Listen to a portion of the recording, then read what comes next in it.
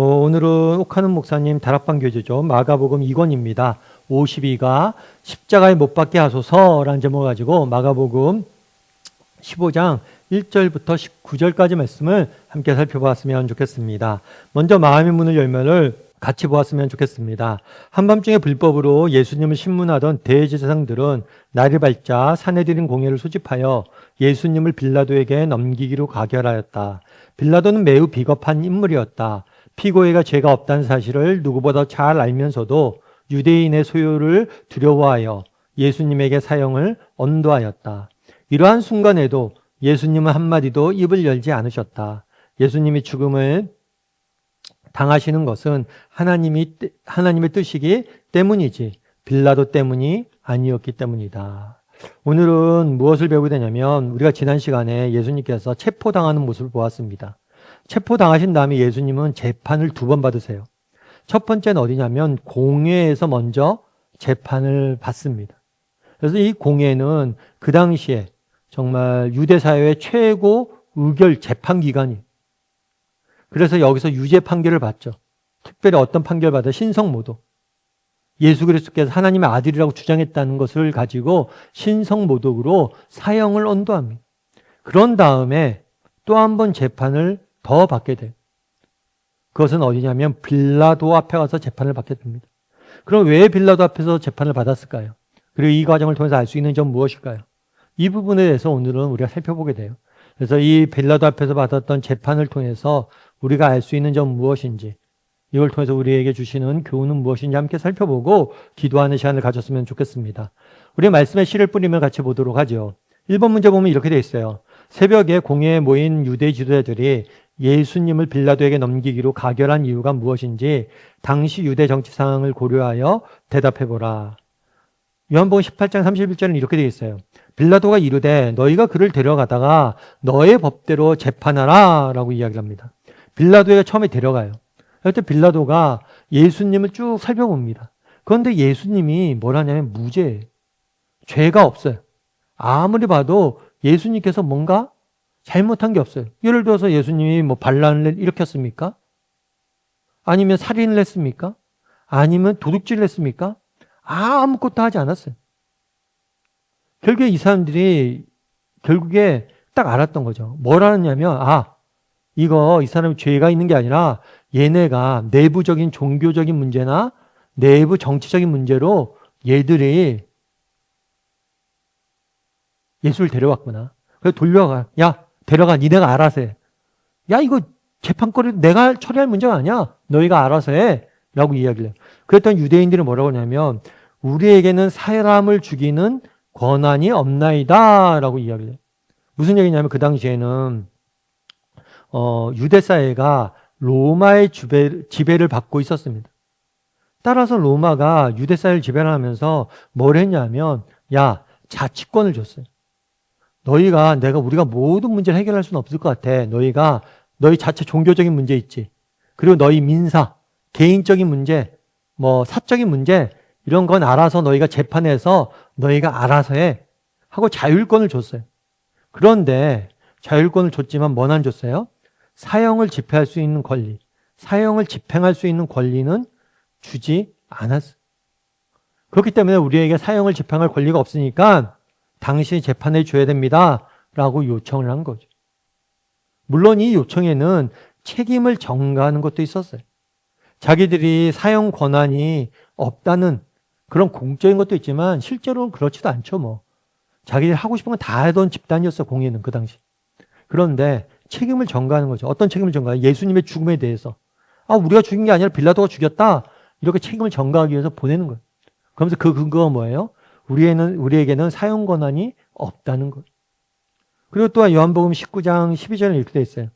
이러함으로 빌라도가 예수를 놓으려고 힘썼으나 유대인들은 소리질러 이르되 이 사람을 놓으면 가이사의 충신이 아니니이다. 무릇 자기를 왕이라 하는 자는 가이사를 반대하는 것이니이다. 라고 이야기를 해요. 뭐라고 했냐면 빌라도가 예수님을 놓으려고 힘썼어요. 아무리 봐도 무죄잖아요. 무죄하는데 내가 죽여요? 사형을 시켜요? 그러면 그것 또한 내 흠이 되잖아요. 그러다 보니까 뭘 한 거냐면 풀어주려고 그랬어요. 그런데 유대인들은 뭐예요? 반대한 거예요. 유대인들, 특별히 유대 종교 지도자들을 중심으로 해서 이 사람들이 뭐라고 그러냐면 만약에 예수를 풀어주면 너 가이사 로마의 황제거든요. 로마의 황제의 충신이 아니야. 아니 네가 로마의 황제의 신하라면 너는 저 사람을 죽여야 돼. 왜? 저 사람은 스스로 자기를 왕이라고 했기 때문이에요. 예수가 자기를 왕이라고 했기 때문에 가이사를 반역하는 거니까 저 사람 죽여야 돼. 되게 나쁜 거죠. 뭐냐면 처음에 예수님 우리가 쭉 봤지만 지난주에 살펴봤지만 예수님의 죄목은 뭐예요? 신성모독이에요. 그런데 빌라도에게 고발할 때 뭘로 고발해요? 반란죄로 고발을 해요. 왕이라고 스스로 얘기하고 반란죄라고. 아니 자기들은 이때까지 주장한 게 뭐 신성모독에는 결국에 뭐예요? 네가 왕임을 우리가 인정하지 못하겠다는 거죠. 신성모독이라는 게 이스라엘의 진정한 왕은 누구예요? 하나님이죠. 하나님이 왕 중의 왕이에요. 그런데 그 하나님의 왕 중의 왕이 하나님의 아들이라고 주장했다고. 자기가 왕의 아들이라고 주장했다고 신성모독이다 하면서 왕임을, 그 당시 메시아는 왕권을 가진 그런 구원자잖아요. 메시아임을 인정하지 않아요. 왕임을 인정하지 않아요. 그런데 고발할 때 뭐예요? 얘가 왕이라고 주장했는데요? 라고 이렇게 이야기하는 거예요. 얼마나 악한 일이에요, 그러니까. 이렇게 바꾸고 저렇게 말 바꾸고. 결국엔 뭐예요? 한 가지 생각밖에 없어요. 어떻게 해서든지 예수님을 뭐 해야겠다고? 죽이겠다. 예수님 무슨 거짓말을 해서든지 내가 죽이겠다. 이 생각밖에 없는 거예요. 그래서 요한복음 19장 15절에서는 이렇게 되어 있어요. 그들이 소리 지르되 없이하소서 없이하소서 없애소서 없애소서 그런 거죠. 그를 십자가에 못 박으소서, 십자가에 못 박아서 죽게 해달라는 거예요. 그랬더니 빌라도가 이야기해요. 내가 너희 왕을 십자가에 못 박으랴? 대제사장들이 대답하세 가이사 외에는 우리에게 왕이 없다. 야, 저 사람이 너희의 왕이라고 주장을 한다며. 저 사람이 너희 왕이라며. 그런데 너희가 그러면 너희가 그 사람의 백성 아니야? 그런데 너희가 어떻게 이 사람을 고발을 해? 이렇게 이야기한 거예요. 그랬더니 또 이번엔 뭐라고 그래요? 가이사 외에는 우리에게 왕이 없다. 대제사장의 입에서 나올 말은 아니죠. 여러분, 대제사장이 누구예요? 하나님을 섬기는 사람들. 이스라엘의 진정한 왕은 누구예요? 하나님 한 분밖에 없어요. 그런데 오히려 누가 왕이라고 하는 거예요? 우리에게는 로마의 황제, 가이사 외에는 왕이 없다고 그래요. 특별히 그 당시에 로마 황제가 뭐라고 그랬습니까? 자기를 신성화했어요. 나한테 신으로 날 모시고 날 절하라 그랬어요. 어떻게 유일신을 믿고 하나님 섬기는 사람이 그런 자신을 신성화하고 스스로 우상으로 만든 사람을 왕으로 인정하고 그분밖에 없다고 이야기하냐는 거예요. 너무나 악해요. 그럼 왜 이렇게 이야기했습니까? 이 사람들은 무슨 수를 써서라도 뭐라는 거예요? 예수님을 죽이겠다 이 생각밖에 없었던 거예요. 이번 문제 한번 보죠. 빌라도가 예수님에게 던진 첫 질문은 무엇인가? 그리고 주님은 어떻게 대답했는가? 지금까지는 재판의 배경이에요. 그러면 빌라도가 이제 재판을 하잖아요. 그럼 재판이 구체적으로 어떻게 진행이 됐냐는 거예요.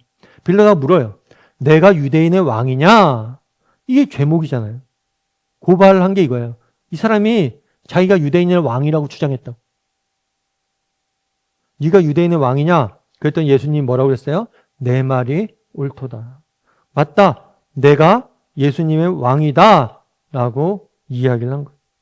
분명히 자신의 왕권을 밝히신 거죠. 그렇죠. 예수님이 누구예요? 진정한 왕이시죠. 킹 오브 킹스죠. 진정한 왕이신 하나님의 아들, 진정한 왕이 되시는 거죠.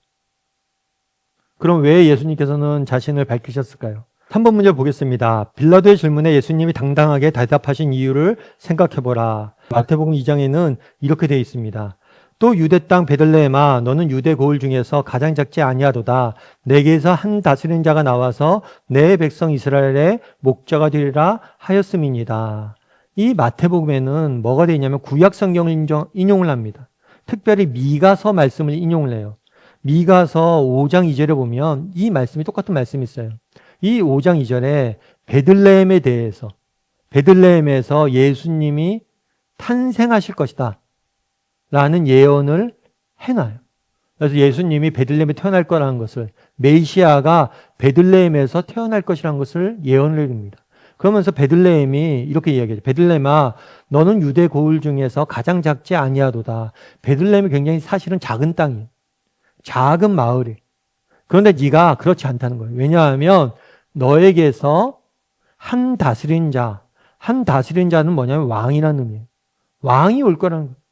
그래서 왕이 오셔서 이스라엘의 목자가 될 것이다.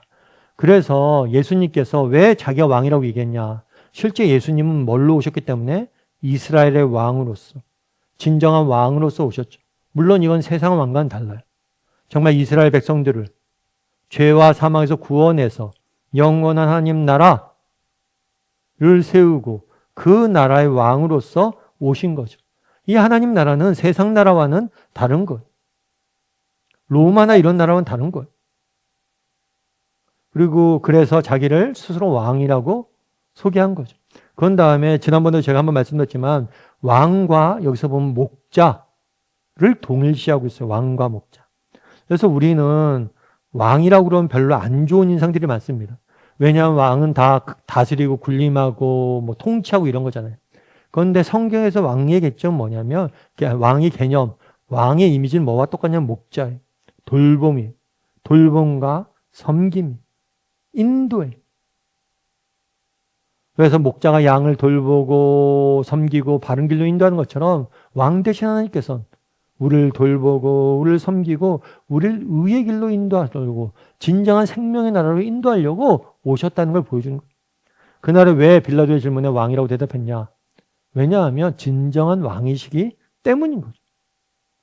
사보 문제도 볼까요? 예수님과 바라바를 놓고 군중들은 누구를 석방시켜 달라고 소리를 쳤는가? 그리고 그 이유는 무엇인가? 9절과 11절을 보면 이렇게 되어 있어요.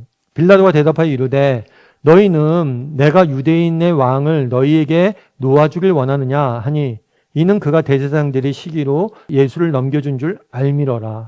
그러나 대제사장들이 무리를 충동하여 도리어 바라바를 놓아달라 하게 하니 이게 무슨 얘기냐면 빌라도가 아무리 봐도 무죄예요. 예수님이. 그러다 보니까 한 가지 생각을 해낸 거예요. 어떤 생각을 했냐면 그 당시에 명절, 그 당시가 6월절 때거든요. 이 명절이 되면 죄인을 풀어주는 관습이 있어요.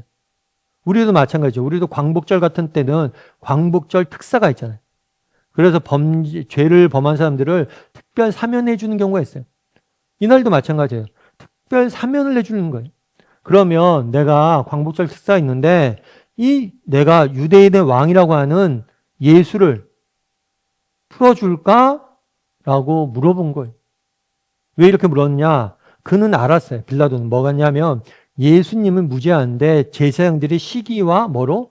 질투로 예수님을 자기에게 넘겨준 줄 알았어요. 아, 죄 없는데 저 사람들이 시기해서 그랬구나. 그리고 이 사람이 유대인의 왕이라고 본 걸 봐서는 예수님이 인기가 있겠구나. 그래서 사람들에게 그냥 물은 거예요. 사람들에게 물으면 사람들이 혹시라도 풀어주지 않을까? 이 사람 인기가 좀 있는 것 같은데? 인기가 있다 보니까 대제사장이 시기하고 질투해서 그런 것 같은데? 라고 물었어요. 그러자 대제사장이 또 뭐란 거예요? 물이 빠르게 움직인 거죠. 발 빠르게. 무리들을 막 충동했어요. 그래서 도리어 바라바를 놓아주라 라고 외치게 한 거죠. 그래서 빌라도가 누굴 풀어줄까 했을 때 또 대제사장들이 발 빠르게 움직여서 뭐란 거예요? 바라바를 풀어주게 외치라고 만든 거죠. 이 바라바는 누구냐면 그 당시 흉악범, 살인자였어요. 죄인이었어요. 그런데 예수님, 무죄하신 예수님이 오히려 죽고 이 죄인인 바라바가 풀려나게 된 거죠. 5번 문제는 이 내용을 다루고 있어요. 5번 문제 보면 이렇게 됐어요. 진짜 죄인인 바라바는 무죄 석방되고 진짜 의인인 예수는 사형을 언도받는 모습을 보며 당신은 무슨 생각이 드는가? 그 바라바가 다름 아닌 바로 당신이라고 생각되진 않는가? 오늘 본문에 보면 되게 하나의 재판의 과정이에요. 재판의 과정인데 이 재판의 과정이 십자가의 의미를 굉장히 잘 설명하고 있어요. 그건 뭐예요? 오늘 본문에 두 사람이 등장합니다. 예수님이 무죄하신 거는 누구나 다 알아요. 심지어 이방인조차.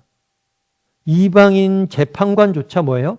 예수님의 무지함을 알아요. 그리고 바라바는 죄인이죠. 이 죄인인 것 누구나 다 알아요. 율법에 의해서도 죄인이고 이방법에 의해서, 이방인의 법에 의해서도 죄인이. 그런데 이 바라바는 뭐라는 거예요? 풀려나고 예수님이 뭐예요? 죽는 것. 이거는 십자가의 원리이기도 하죠. 의인이신 예수님이 우리를 대신해서 죽으심으로 우리가 죄로부터 사망로부터 풀려나는 것. 이걸 신학적으로 자리바꿈이라고 하는 것. 그래서 바나바의 모습을 통해서 뭘 하는 거예요? 이 십자가의 의미를 설명하고 있는 것. 그래서 그날에 예수님께서는 왜 죽으셨는가? 우리를 대신해서 십자가에서 죽으신 거예요. 그래서 여러분은 그렇게 생각하지 않냐는 거예요. 이 바라바가 우리를 모습이라는 것. 그래서 사실은 우리가 성경을 읽을 때 그냥 읽으면 좀 재미없을 수 있어요. 그런데 이 성경 속의 인물로 내가 들어가서 좀 봐야 돼요. 예를 들면 거죠. 여러분들이 바라바라고 생각해 보세요. 여러분들 죄인이에요. 이제 사형이 얼마 남지 않았어요. 그리고 나도 인정을 해요. 나도 죄인이에요. 내가 봐도 난 잘못했어요. 죄를 지었어요. 내일이면 내가 죽어야 돼. 그런데 오늘 갑자기 내가 풀려났대. 오늘 갑자기 내가 나가래. 그런데 내가 나가는 이유를 보니까 저기서 젊은 예수란 청년이 내 대신 죽으러 가는 거.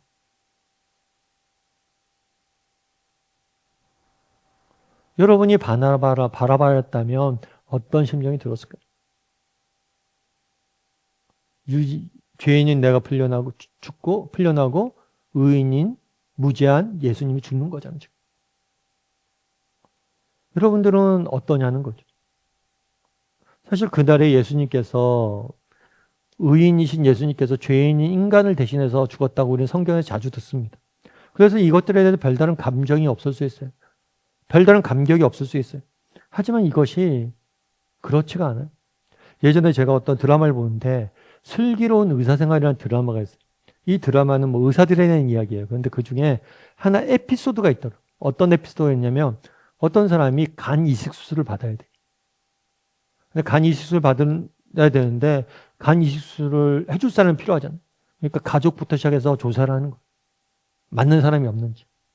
그런데 이 사람의 남편의 아내가 여기 간 이식 수술 이제 가능한지 조사를 이제 검사를 해야 되잖아요. 검사를 하는데 이 아내가 의사 선생님을 찾아와서 부탁을 하는 거예요.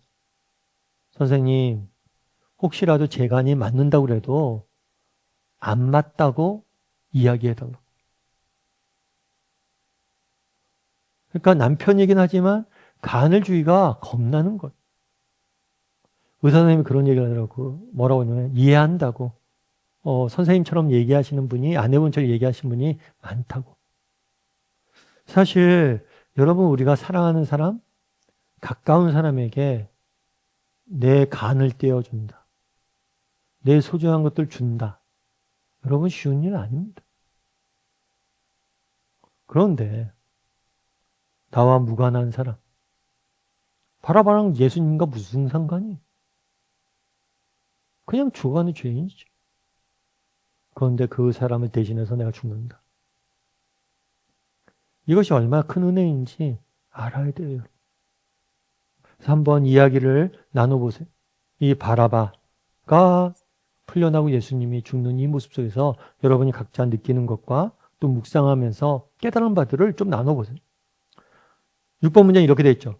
여기서 우리는 군중 심리가 얼마나 잘못되기 쉬운지를 볼 수 있다. 얼마 전까지 그들은 밤낮을 예수님을 따라다니던 자들이요 모든 이석 기자를 보고 감동하며 말씀을 듣고 고개를 끄덕이던 자들이었다. 그러나 그들은 하루 집변하고 말았다. 이를 보고 당신은 무엇을 느끼는가? 당신은 그들과 다르지 않다고 장담할 수 있는가? 그러니까 예수님이 예루살렘에 일주일 전에 입성하셨잖아요. 입성하실 때 예루살렘 사람들이 무리들이 나와서 호산나 다윗의 자손이여 라고 환호성을 질렀어요. 그런데 이 사람들이 똑같은 사람일지 모르겠지만 지금 수많은 무리들이 뭐예요? 예수님을 십자가에 못 박게 하소서라고 외치는 것. 마치 그런 것과 같은 거죠. 흔들리는 갈대처럼 시류에 따라서 사람들이 이렇다 그러면 이렇고 저렇다 하면 저렇고 계속 흔들리는 그런 모습을 보게 되는 거죠. 그러면 우리는 어떠냐는 거예요. 우리도 이렇게 흔들리는 사람은 아닌지 한번 여러분 이야기를 나눠보세요. 정말 세상 그런 흐름에 세상 이야기 우리도 이렇게 흔들리는 경우가 많잖아요. 세상에 살다 보면 뭐 세상에 듣는 이야기들이 있잖아요. 그럼 한참 듣다 보면 뭐예요? 어느 순간 믿음이 흔들리고 불안과 염려가 내 안에 가득 다가오고 그럴 때가 있잖아요.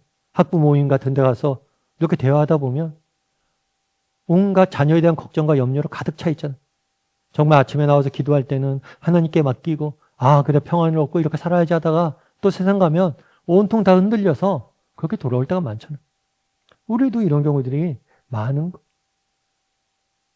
여러분 정말 종종 이야기하지만 여러분 우리 어렸을 때 운동장에 가면 그런 거 있잖아요. 운동장에 조회 같은 거 하다 보면 사람들이 쭉 모였으면 그런 얘기 있잖아요. 너 기준 하면 기준 하잖아. 기준하고 그 기준을 중심으로 사람들이 쭉 모이잖아요. 정말 우리 그리스도인이라면 이 기준과 같은 사람이 되어야 돼요. 기준, 표준. 그 자리에 늘 서 있잖아요, 기준. 기준이 움직이면 안 되죠. 세상은 끊임없이 흔들리고 움직일 수 있습니다. 하지만 기준은 움직이지 말아야죠. 그리고 기준이 움직이지 않을 때 사람들이 모일 수 있는 거죠. 그래서 여러분들 조금 이런 기준과 같은 사람이 됐으면 좋겠다는 생각이 있어요. 그래서 한번 이야기를 나눠보세요. 나는 이런 세상의 소리나 세상의 그런 풍조나 세상의 그런 것들을 가치관에 위해서 흔들리는 사람은 아닌지 한번 이야기를 나눠보세요. 그리고 7번 문제는 이렇게 되어 있죠. 10절을 보면 마음속에 도사리고 있던 시기와 질투가 어떻게 의인을 무고하게 죽이는 무서운 범죄를 유발하는지 발견할 수 있다. 흔히 시기와 같은 사소한 감정을 대수롭게 여기지 않는데 이 점을 당신은 어떻게 생각하는가? 앞서 10절에 보면 그렇게 됐죠. 빌라도가 알았어요. 뭘 알았냐면 대제사장이 시기로 이런 일을 하는구나 이런 걸 알았어요. 결국에 예수님을 죽인 건 뭐예요? 질투와 시기로 이렇게 된다는 거예요. 다르게 하면 이 질투와 시기가 너무 무서운 거예요. 또 한 가지 알 수 있는 게 있죠. 자기만 몰라요. 어떤 시기와 질투를 움직이는 사람들, 어떤 나쁜 동기로 뭘 하는 사람들, 주변 사람은 다 알아요. 그런데 마치 꿈이죠. 대제사장이 그랬잖아요. 자기는 마치 율법을 지키기 위해서 하나님을 위해서 이런 일을 하는 것처럼 꾸몄잖아요. 그런데 그 사람의 근본 마음에 뭐가 있는 거예요? 시기와 질투가 있는 거예요. 막 옳다고 이래야 된다고 막 옳다고 이렇게 옳다고 막 주장하고 막 목소리 높이는 사람들 있잖아요. 그 내면을 들여다보면 본인만 몰라요. 그 안에 뭐가 있는지. 뭐로 움직이는지 다 알아요. 저 사람 저 집사님 다른 집사님 시기해서 그렇구나. 저 집사님 뭐 하고 싶어서 저렇구나. 저 집사님 자기 갖고 싶어서 그렇구나. 어디 오르고 싶어서 그렇구나. 다 알아요. 자기만 모르는 거예요, 자기. 그리고 이 시기, 질투, 이런 것들이 굉장히 사소한 감정 같아요. 하지만 이것이 얼마나 무서운지 알아야 된다는 거예요. 6기에 보면 이렇게 됐어요. 분노는 미련한 자를 죽이고 시기는 어리석은 자를 멸하니라. 여러분 질투와 시기에 사로잡혀 보세요. 그럼 우리의 내면을 파괴합니다. 질투와 시기에 사로잡힌 사람들은 끊임없이 자기를 괴롭혀요. 자기를 괴롭히고 자기를 몰래요. 죽이는 거죠. 나는 질투가 그거잖아요. 열등감 표현이기도 하잖아요. 열등의식으로 자기를 억누르고 자기를 괴롭히는 거예요. 잠언서도 똑같죠. 뼈는 뭐예요? 시기는 뼈를 썩게 한다. 뼈를 썩게 한다는 게 내면을 파괴한다는 거예요. 자기만을 파괴할 뿐만 아니라 사도행전에 보면 이렇게 돼 있죠. 여러 조상이 요셉을 시기하여 애굽에 팔았더라. 요셉이 애굽의 종으로 팔려갔잖아요. 판 사람이 누구예요? 형제들이잖아요. 형제들이 왜 팔았어요? 시기와 질투 때문에. 이 시기와 질투는 가장 가까운 관계를 파괴하는 거예요. 그래서 여러분, 교회 공동체도 마찬가지예요. 교회 공동체 사람들끼리는 시기하고 질투하지 않을 것 같죠? 아니요. 요셉을 보세요. 가족도 판다니까, 시기와 질투하면. 그래서 시기와 질투는 정말 가장 가까운 관계, 정말 가장 이상적이어야 될 관계를 파괴하는 힘이 있어요.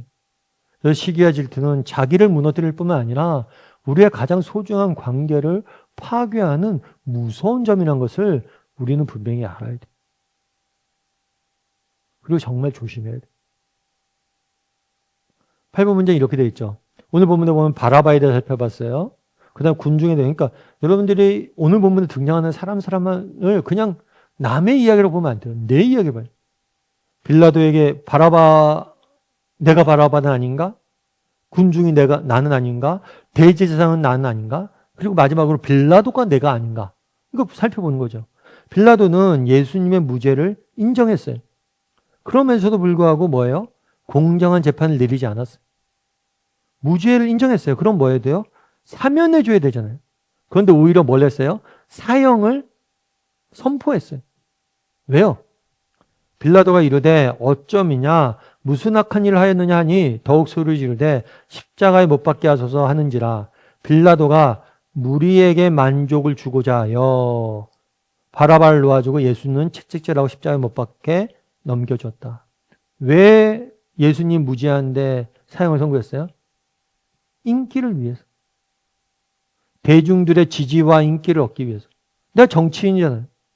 정치인이니까 내가 뭐라는 거예요? 인기와 지지를 얻기 위해서 진리? 이런 것도 아무것도 아닌 거죠. 사실 그렇잖아요. 요즘도 뭐 정치인들이 그렇잖아요.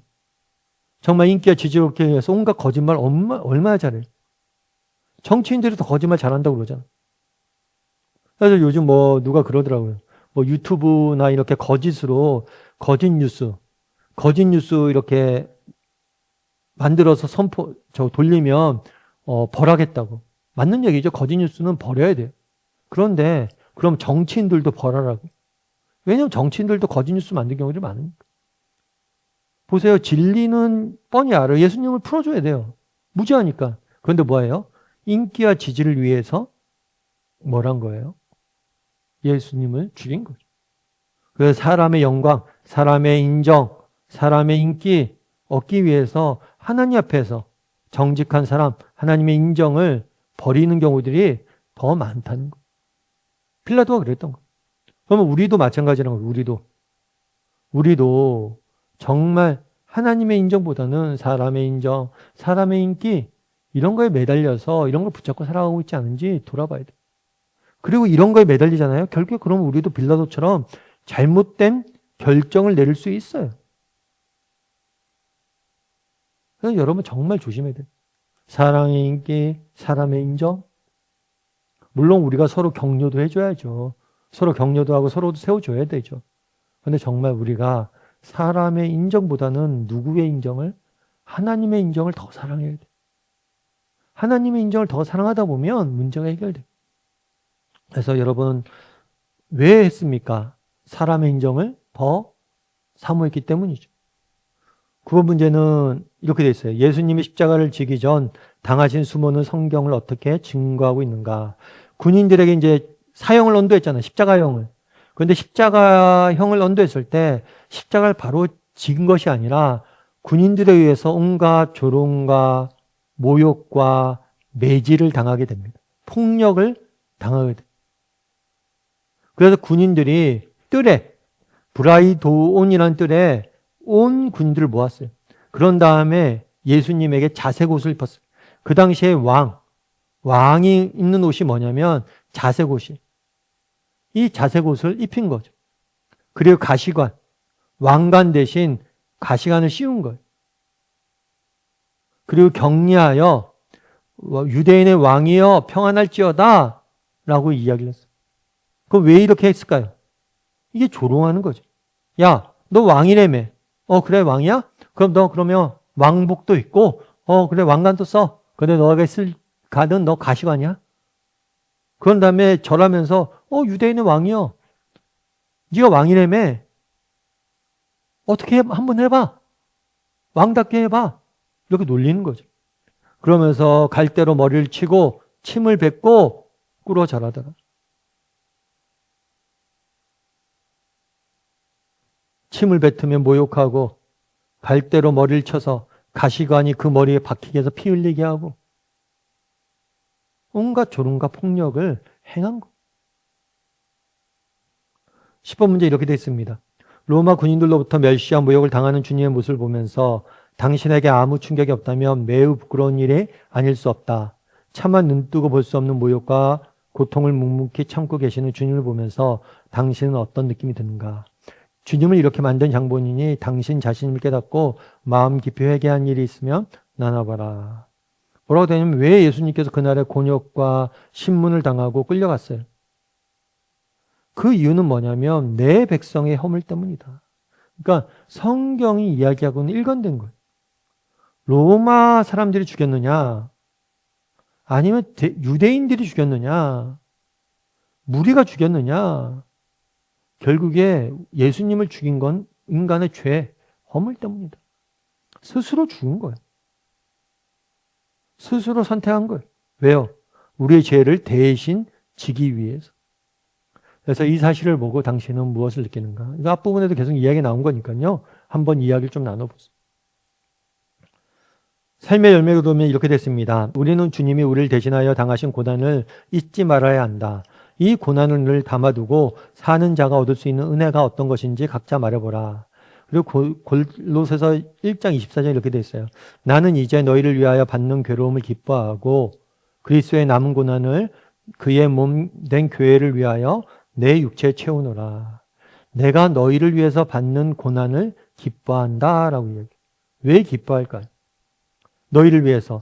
바울이 골로새 교인들 섬기다가 여러 가지 어려움들을 당하게 되잖아요. 그것들 기뻐한대요. 왜 기뻐할까요? 예수님의 고난에 동참하는 거죠. 예수님의 고난을 닮아가는 거죠. 정말 예수님의 십자가의 고난을 깊이 경험한 사람들이 있다면 그 안엔 뭐가 있는 거예요? 정말 어떤 고난과 역경 앞에서도 정말 기쁨을 잃지 않는 거예요. 왜냐하면 정말 힘들고 어렵지만 정말 우리를 대신해서 십자가에 달리신 그 예수님의 고난을 우리가 뭐예요? 닮아가고 우리가 그것들을 따라가는 거니까.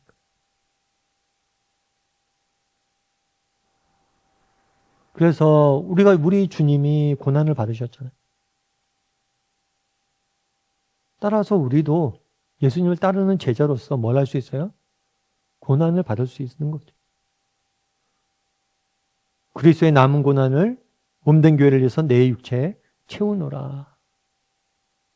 물론 우리가 당하는 고난은 예수님이 당하는 고난과 다른 점이 있습니다. 예수님은 철저히 홀로 이것들을 경험하셨어요. 우리가 그동안 봤죠. 그런데 우리가 당하는 고난은 홀로 겪는 게 아니에요. 함께 겪는 것. 누구와? 예수님. 예수님이 미리 고난을 겪고 승리하셨고 우리를 앞에서 끌어주시며 함께 걷게 되는 것. 그래서 정말 예수님께서 우리에게 고난받았다라는 사실을 우리가 묵상하면서 우리가 얻게 되는 유익들이 무엇인지 정말 여러분들이 힘들고 어려울 때 나를 대신해서 고난받으신 예수님 묵상함으로 인해서 그 고난을 이겨냈던 경험은 있는지 이런 얘기를 좀 나눠보세요.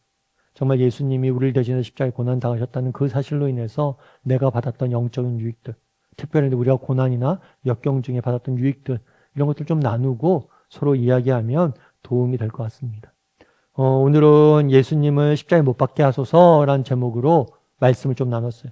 좀 내용이 길 수도 있는데 여러분들이 아까도 말씀드렸던 것처럼 오늘 본문에 등장하는 사람들 한 사람 한 사람에게 우리 자신을 비춰봐야 돼요. 그리고 정말 예수 그리스도께서 십자가에 죽으신 근본적인 이유는 우리의 죄 때문임을 기억해야 돼요.